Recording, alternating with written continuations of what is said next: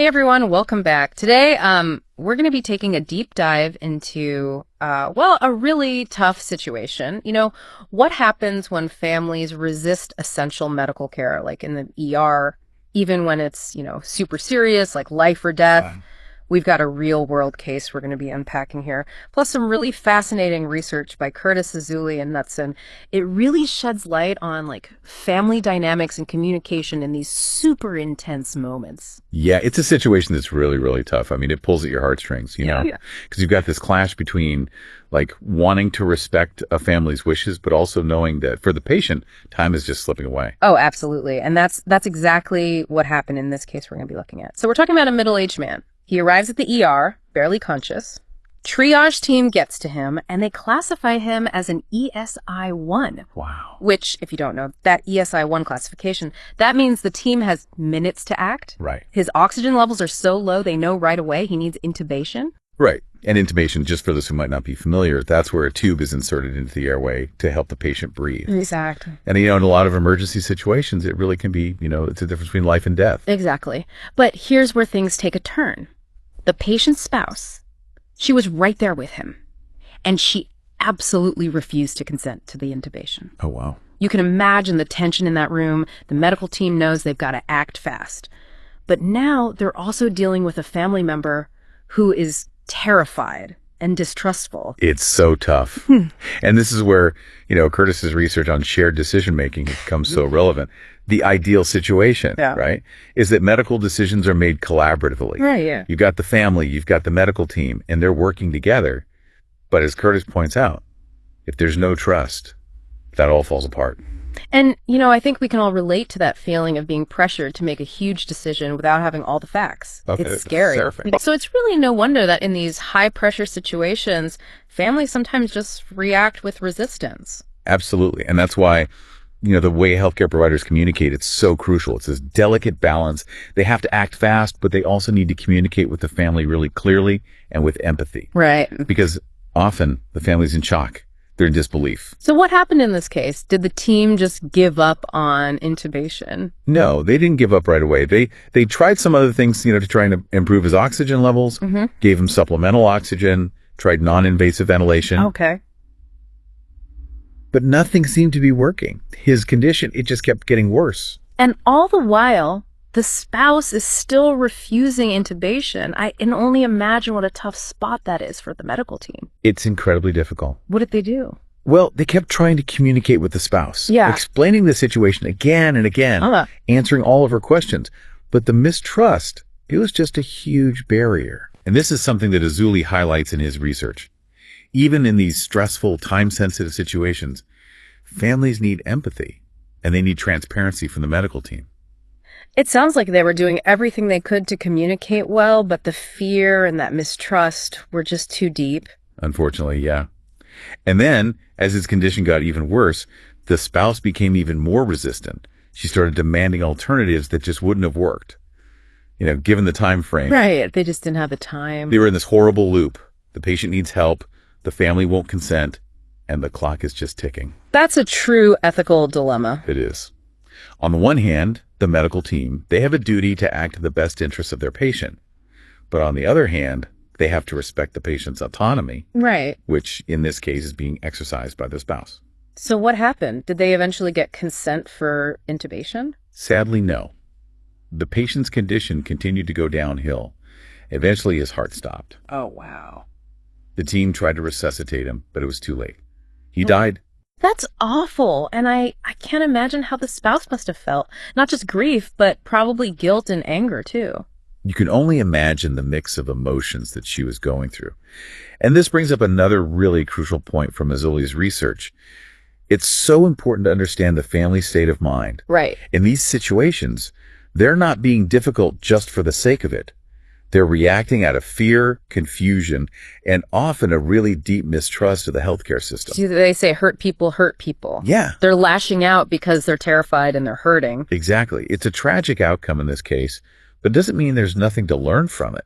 In fact, it's in these really difficult cases that we can learn the most valuable lessons about how to improve care and communication in the future. So if we could rewind back to the beginning, are there things that you think could have been done differently?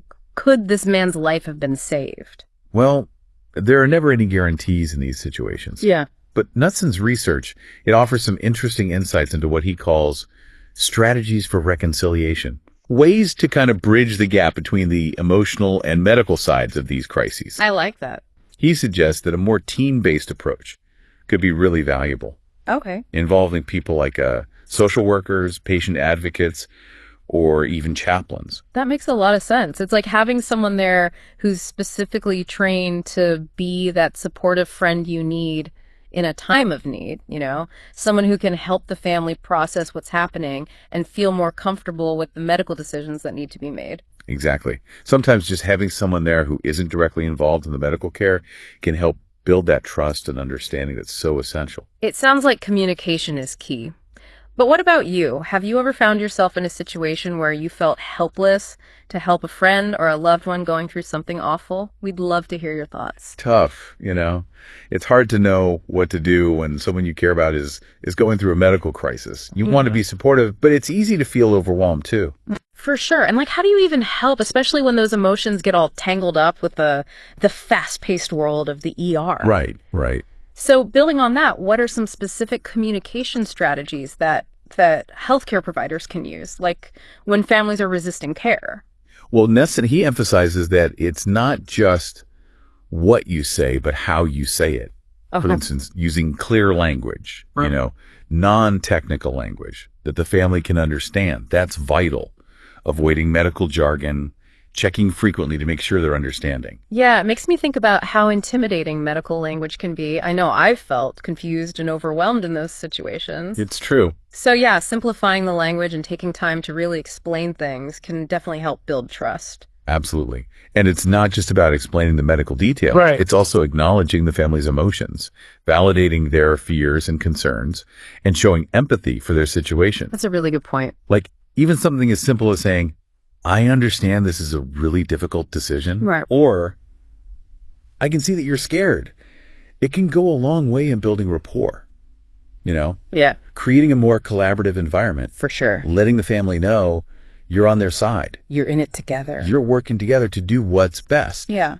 And sometimes it also means being upfront about the limitations of medicine. That's interesting. What do you mean by that? Well, sometimes families might be resistant to care because they're hoping for, a miracle cure. Right. Or they might be in denial about how serious the situation is. Yeah. So being honest about what potential outcomes could be, both good and bad, can help. Yeah. Helps manage expectations and allows for more realistic decision making. Right. Being truthful, but also sensitive to their emotional state. It's a tough balance to strike, but it's important in these situations. Yeah, for sure. It's also important to remember that communication is a two-way street, right? It's not just healthcare providers conveying information. Right. It's about actively listening to the family. Yeah. Hearing their concerns, addressing their questions. Makes sense. If you really listen, you can understand their perspective, and then you can tailor your communication to that. Exactly. And sometimes that means taking a step back, giving the family some space to process the information and make their own decisions. Right. Because pushing too hard for consent could backfire, couldn't it? Make them even more resistant. Absolutely. It's about finding that balance between advocating for the patient's medical needs and respecting the family's autonomy. Sounds like navigating these situations, it takes a lot. Medical knowledge, communication skills, and emotional intelligence. It does. It's not easy. Mm-hmm. But by being aware of the research and implementing these practical strategies, healthcare providers can improve how they communicate with families. And that could potentially even save lives. So bringing it back to our listener, what's the takeaway here? What can we learn from this case and from the research of Curtis, Azoulay, and Knutsson? I think one of the biggest takeaways is that communication, it's key in emergency care, especially when families are involved. Building trust, showing empathy, using clear, non-technical language can make a world of difference in navigating these really difficult situations. And we can all learn from that, right? Even if we're not healthcare providers. Those communication skills are valuable in any situation when you're dealing with heightened emotions and difficult decisions. Absolutely. It doesn't matter if you're facing a medical crisis yourself or supporting a loved one. Being able to communicate effectively and with empathy can really help. It can ease the burden and hopefully foster more positive outcomes. It really is true. These communication skills, they can make such a difference, especially when emotions are running so high. You know, it makes me think back to that case we talked about earlier. Yeah. It really shows just how heavy those decisions are in the ER. It does. For both the medical team and the family. It highlights the gravity of the whole situation. It really does. And it makes you think, like, what would I do if I were in that family's shoes? Yeah. How would I react? You know, would I be able to make a rational decision under that kind of pressure? I'd like to think so. It's hard to say. It's easy to judge when you're on the outside looking in. Right. But when you're actually there dealing with the fear, the grief, the shock of it all, Absolutely. It's a whole different story. It really is. And that's why it's so important for healthcare providers to approach these situations with compassion and understanding. Right. They're not just treating a medical condition. Yeah. They're dealing with human beings who are going through one of the toughest moments of their lives. And it's a good reminder for all of us, even outside of a medical setting, to practice empathy. Try to see things from other people's perspectives. It's true. You never know what someone else is going through. You really don't. And, you know, thinking about this case, it also makes me think about how important it is to have those tough conversations with our loved ones before a crisis hits. Oh, that's so important. You know, talking about what we want for our medical care, designating a healthcare proxy. Right. Making sure our families know our values and preferences. Yeah. So that you can avoid those conflicts when the time comes. Exactly. It's like having a plan in place, a roadmap for those tough decisions. I like that. A roadmap. So that when something happens, everyone's on the same page. Yeah. And can make decisions with more clarity and confidence. It takes some of the burden off of everyone. It does. And it gives you peace of mind knowing that your wishes will be followed. Absolutely. So as we wrap up this deep dive into family resistance and emergency care, what's the one thing you hope our listeners take away from this?